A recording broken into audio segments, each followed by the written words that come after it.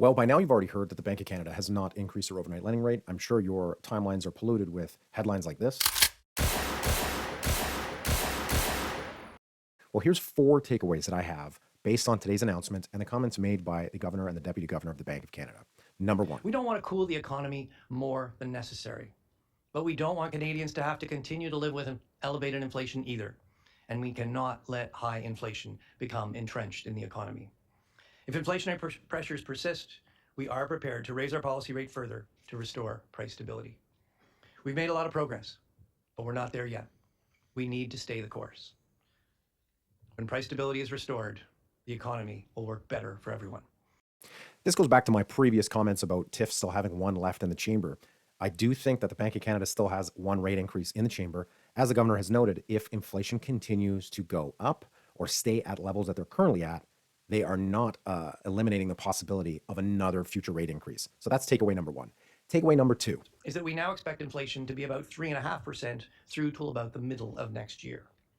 As excess supply in the economy increases, inflation should ease further in 2024 and reach 2% in 2025. The Bank of Canada doesn't actually see inflation coming down to their 2% target rate until late 2024 and potentially into 2025. This is further pushing out any possibility of the first decrease in that overnight lending rate that so many Canadians are waiting for. So what does that mean? That means higher for longer. Rates are going to stay elevated, including fixed rates, until well into 2024, potentially 2025. Takeaway number 3. We are paying really close attention to the mortgage renewal cycle. It's one of the things the governor just talked about a few minutes ago. It's one of the things that, is basically it's monetary policy at work. As more households renew their mortgage at a higher rate, it puts, downward pressure on spending. They have less money available to spend on other things. That dampens demand. That sort of gets the economy back in balance. We are watching for the financial pressure that comes with that. We usually talk about that more in our financial system review. We've got an update to that coming in November, and you'll hear more from us on that. Now, on the tail of inflation not coming back down to its target rate or what the Bank of Canada wants to see it at until well into 2024 and 2025, the deputy governor here makes note of their awareness of the majority of mortgages in Canada coming up for maturity in 2025 and in 2026. Well, what does that mean? The Bank of Canada is highly aware that many Canadians, actually most Canadians that hold a mortgage, are going to be coming out of a low interest rate into a very higher interest rate comparable to what they've just previously had.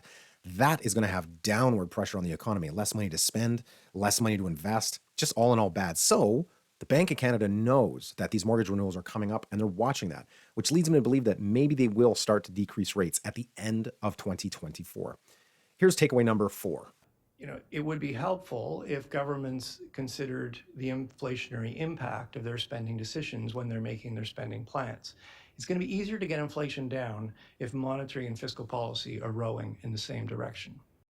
What Tiff Macklem means by this is the federal government, which is the minority leader of the Liberal Party of Canada and also the NDP, who is working in conjunction with the Liberal Party of Canada to keep this government afloat, is spending and infusing too much money into the economy for the Canadian taxpayer. And what the governor means by this is that when inflationary money gets sent into the market, it then gets spent. And when it gets spent, it's causing the spending and the economic activity, to continue to grow, which is exactly not what these policy increases are supposed to be doing. These policy changes by the Bank of Canada are supposed to be driving down demand. As crazy as that sounds, the Bank of Canada wants a recession. They want some job loss. They want to curb spending. So what the governor means by this is that if the federal government would just stop spending so much money, they might be in lock and step with the Bank of Canada and curbing inflation as we go forward.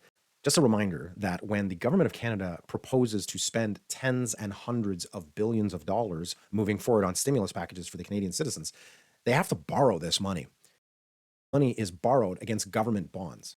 The government bond renewal schedule, about 20% of government bonds are coming to renew in the next year. But the lion's share of Canadian government debt is coming to mature within the next 3 years. This is something the Bank of Canada knows, and they know all too well.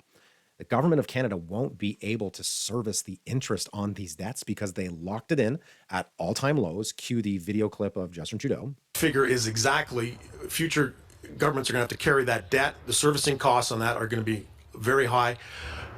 Sorry? The servicing costs on the debt that you're going to have to carry, that you're adding to now, right? interest rates are at historic lows, Glenn. Okay, but it's still a lot of money. No. It's still a lot of money. No. And you don't know that- where. Okay, but how are you going to pay for that? How are you going to pay for those costs in future years? Are you going to increase taxes, or are you going to cut programs? Okay.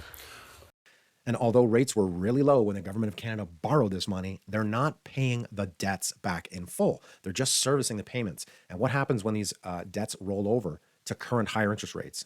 That's problematic for all of us as taxpayers. So the governor of the Bank of Canada here is commenting that if the government just spent money, maybe the inflationary upward pressure would slow down and the Bank of Canada can curb this problem sooner than later, which is what we all need as Canadian citizens who are paying through the nose for everything. So those are my 4 takeaways from today's announcement.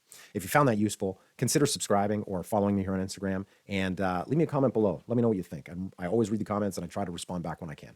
Thanks a lot.